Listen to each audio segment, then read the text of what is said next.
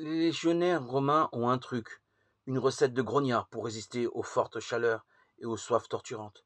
Ils boivent de la posca, de l'eau acidulée au vinaigre. Ils doivent toujours en avoir sur eux.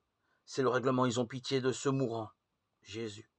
L'un d'eux en imbibe une éponge, l'enfile sur un roseau et la porte ainsi jusqu'aux lèvres desséchées et sanguinolentes de cette victime au visage tuméfié.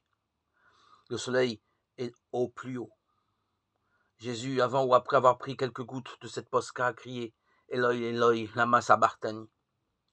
C'est l'araméen et ce cri signifie mon Dieu, pourquoi m'as-tu abandonné? Cri de détresse.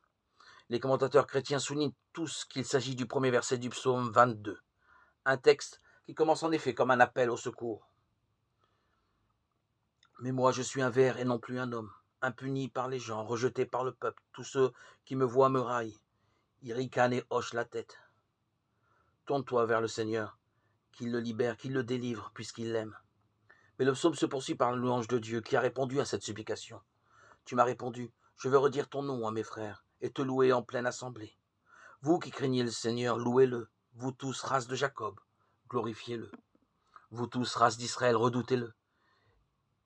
Il n'a pas rejeté ni éprouvé un malheureux dans la misère. Il ne lui a pas caché sa face, il a écouté quand il criait vers lui.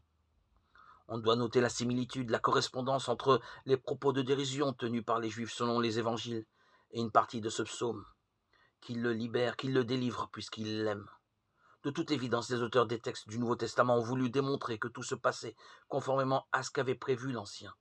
Il est difficile de considérer ce cri de Jésus comme un fait historique, même si Marc et Matthieu ont signé un détail qui, comme le disent certains spécialistes, fait réel, entendant cet Eloi, Eloi, des badauds qui probablement ne comprenaient pas l'araméen se sont demandé si le supplicié appelait le prophète Élie.